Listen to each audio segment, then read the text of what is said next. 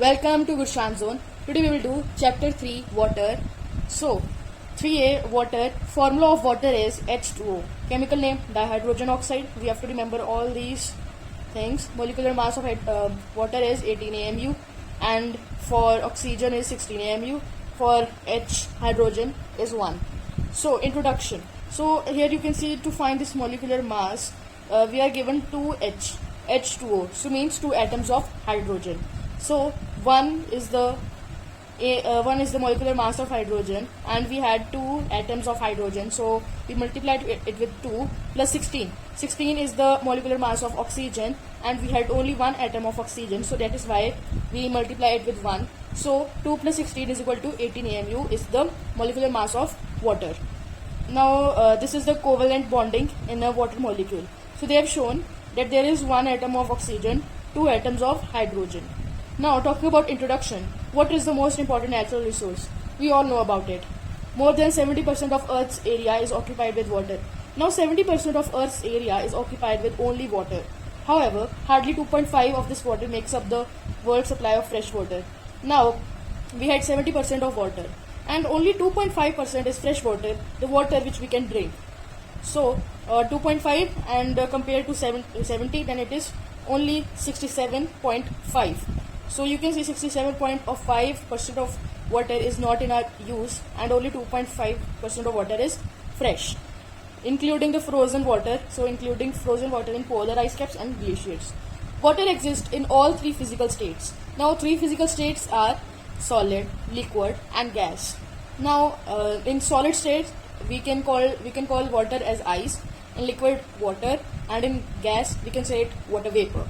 It occurs in both free as well as combined states. So it occurs in both free and combined states. Water is a major constituent of all living things, plants, animal and human beings. We all need water to survive, and of environment in which we live. Nearly 70% of our body weight is water. Now 70% of our body weight is only water. Water occurs in both free and combined state. Water has the ability to dissolve wide range of substances, and so is considered as universal solvent. Now what do you mean by universal solvent? Universal solvent means water can be dissolved in many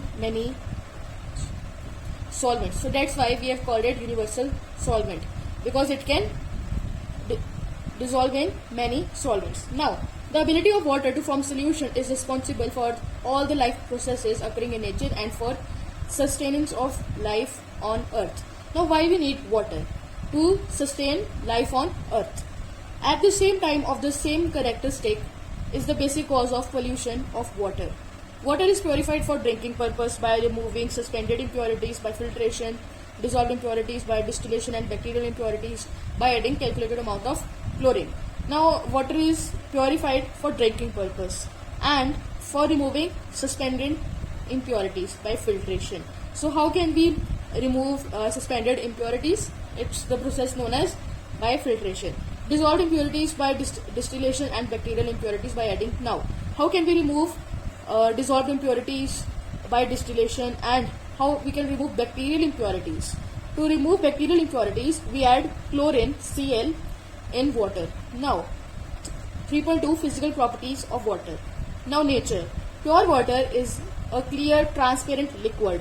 It is colorless, odorless and tasteless. Colorless means no color, odorless means no smell or fragrance, tasteless means no taste. Now the taste in water, sometimes when we drink water we feel a type of taste. Now why there is that taste? Now the taste in water is due to the gases and solids dissolved in it, that is impurities present in it. Now the taste is because of the impurities present in the water. Now coming to boiling point. Under normal pressure. Now normal pressure means 760 mm mercury. Pure water boils at 100 degrees Celsius. We know that water boils at 100 degrees Celsius. The boiling point of a water is affected by pressure, because boiling point of a liquid is considered as the temperature when vapor pressure equals to the atmospheric pressure. So here they have written that pressure also plays a role in boiling water. The greater the pressure, the higher the boiling point. So as I said that it plays the role. So it is inversely proportional. Pressure is inversely proportional to boiling point. Now the greater the pressure, higher the boiling point. The lesser the pressure, the lower the boiling point. Okay, so this is a principle by which a pressure cooker works. Now, by this principle that is written over here, it is the principle by which pressure cooker works. Now, in the hills, water boils at a temperature lower than 100 degrees Celsius. Now, in hills, water boils at temperature lower than 100 degrees Celsius, like 90 degrees Celsius, 80 degrees Celsius, or 95, with atmospheric pressure being low. So, atmospheric pressure as compared to our region or area compared to hills is low, being low 70 degrees Celsius on the top of Mount Everest. Now, atmospheric pressure on top of the Mount Everest is 70 degrees Celsius, and so food is not cooked properly here. Therefore, pressure cookers are useful in the hills. Now, the boiling point of a water also increases due to the presence of dissolved impurities in it. Now, they have said that the boiling point of water increases due to the presence of impurities, dissolved impurities in it. Freezing point of water or melting point of ice. Now, why they have written or melting point of ice? But basically, when we freezing point, when water turns into ice, the process which is going, we say it as freezing point of water or melting point of ice. Now, when we melt ice, the melting point of ice, the process. So, these are both same. They can ask you in question, melting point of water or of ice or freezing point of water. Now, pure water freezes at 0 degrees Celsius. We all know that pure water freezes at 0 degrees Celsius to ice. Now, under normal pressure, 1 atmosphere, the freezing point of water decreases with increase in the pressure.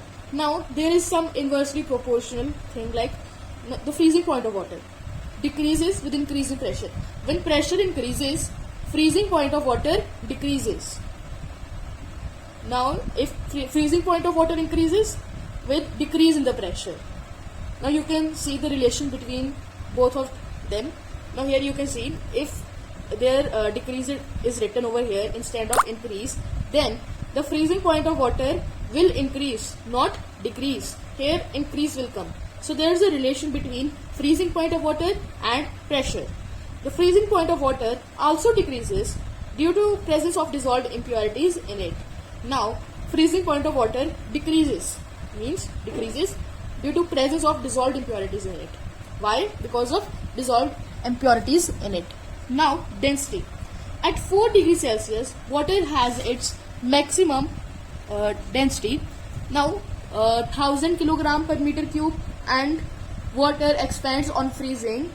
Water becomes 100 volumes of ice, therefore relative density of ice being 0.92, it floats. Now, we all know that the water floating value is still 1. Wait a minute. Now, here 1. Now, we have 1 over here. Now, if we say that ice floats or water, so here it is written, ice, density of ice being 0.92. Now, when it is, now here 1 is here. Now, to decreasing, like it is 0.99, 0.98, 0.97 or decreasing, then the water will float. Or when it is more, the water like 1.2, 7, 9 or 10, the water will not flow. So, it will sink. Now, till here we will do for today. Thank you for watching. Please subscribe, share and like.